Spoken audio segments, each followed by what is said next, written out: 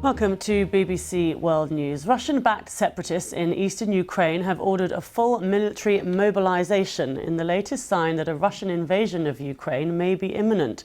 International monitors say there's been a big increase in shelling across the ceasefire line. In the latest bid to find a diplomatic solution, President Putin will speak to his French counterpart Emmanuel Macron on Sunday. However, President Biden says that he is convinced that the Russian leader has already made the decision to mount an attack on Kiev in the coming days. Our North America correspondent Peter Bowes reports. This is Joe Biden's most definitive prediction yet over the intentions of Russia. He said he was convinced President Putin had made his decision. We have reason to believe the Russian forces are planning to and intend to attack Ukraine in the coming week. In the coming days. We believe that they will target Ukraine's capital, Kyiv, a city of 2.8 million innocent people. We're calling out Russia's plans loudly and repeatedly, not because we want a conflict, but because we're doing everything in our power to remove any reason that Russia may give to justify invading Ukraine and prevent them from moving. The president said his assessment was based on significant intelligence.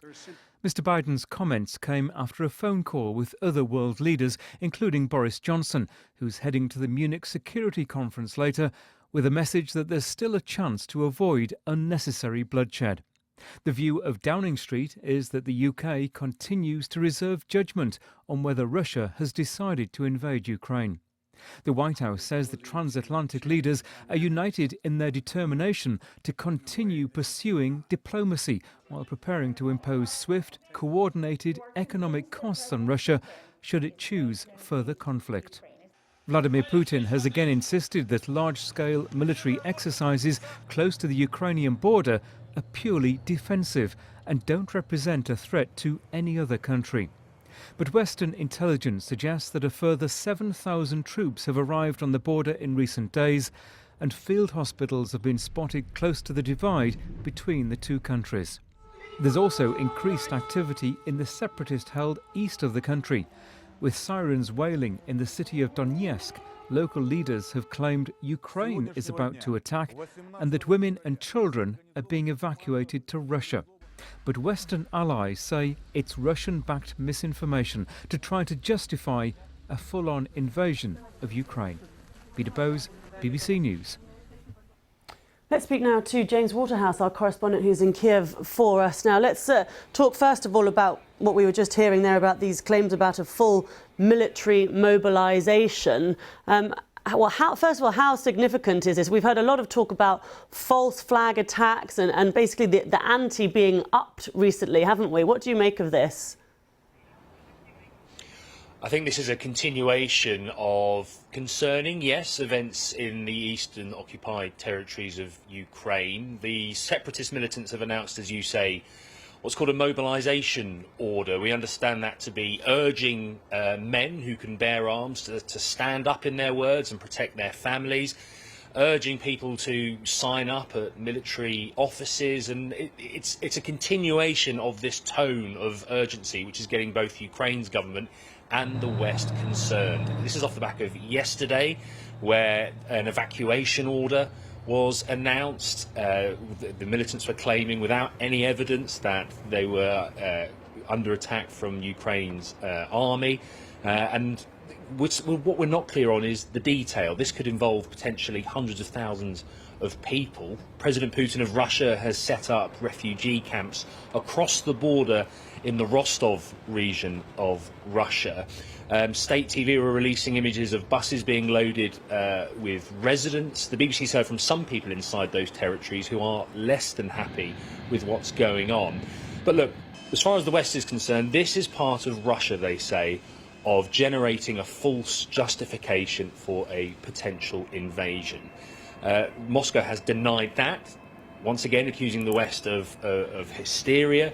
Ukraine's government has also denied planning such an attack. The country's security chief, Alexei Danilov, is on his way to where the fighting is happening in the east of the country. But yes, things are tense as of the last couple of days. And we've had these comments from President Biden, haven't we, talking about having significant intelligence to suggest that an attack could happen within days. But he's also saying, as is Boris Johnson, the UK Prime Minister, who's talking in Munich today at this large meeting, they're also saying that there is room for diplomacy. There is still time to talk this through.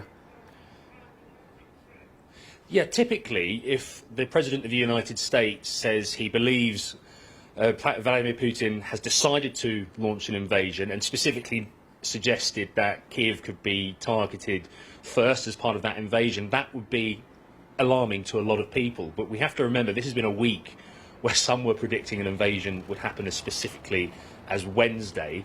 And then there's a further backdrop of 8 years of Russian aggression which Ukraine has gone through. But in regards to this security conference in Munich, we can expect Western leaders, including Boris Johnson, President Zelensky, who's expected to go, although some are suggesting or advising him not to, given the state of things here. We can expect a continuation of unity, calls for unity, a united response to any invasion, but also, as you say, a diplomatic path still very much remains open in their eyes. And you're there in Kiev. Like, what are people doing? How are they reacting to all of this? A combination of reactions, to be honest with you. Some people are avoiding the news. Some are, were relieved. Remember, the country announced a day of unity in response to this invasion prediction on Wednesday. It wasn't a well-turned-out affair, but we spoke to people. This is a nationalistic city. People were draping the national flags over their shoulders. They were relieved in some senses, but sceptical in others. There were 3 such statements from Russia this week saying they were removing some troops as planned from military exercises.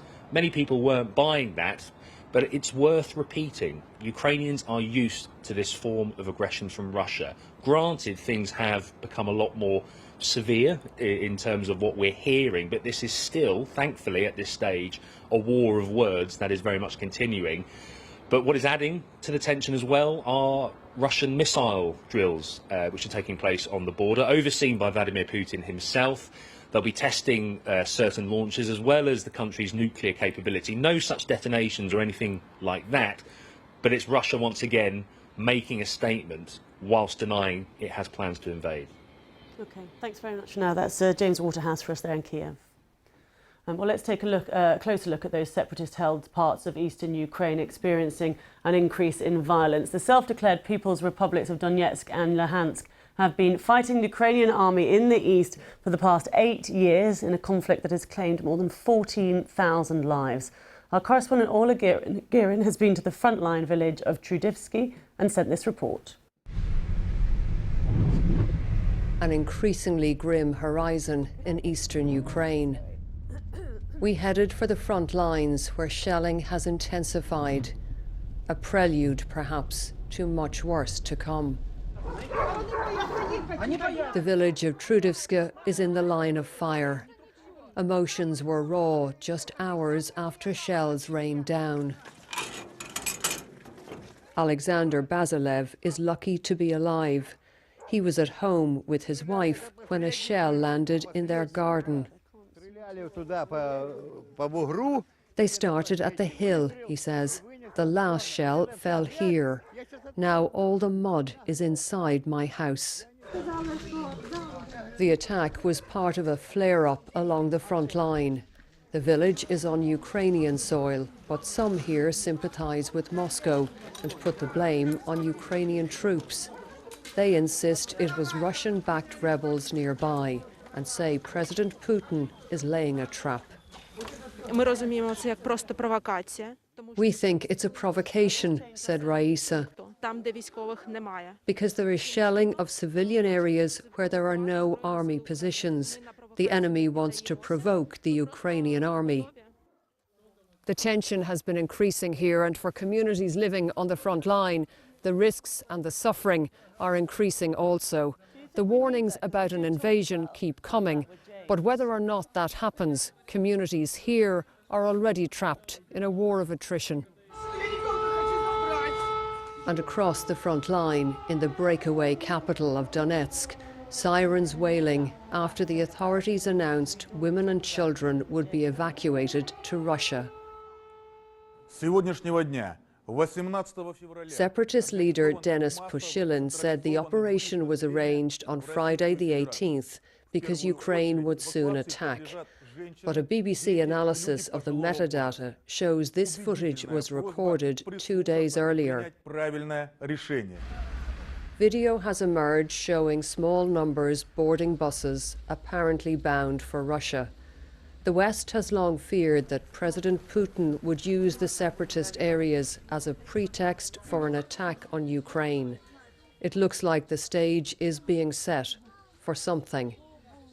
Orla Guerin, BBC News, Eastern Ukraine.